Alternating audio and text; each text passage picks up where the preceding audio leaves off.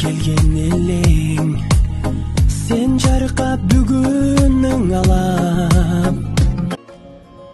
Урматтуу Садыр Нуркожоевич, сиздин бүгүнкү туулган күнүңүз менен Москва мекенчилдери куттуктайбыз.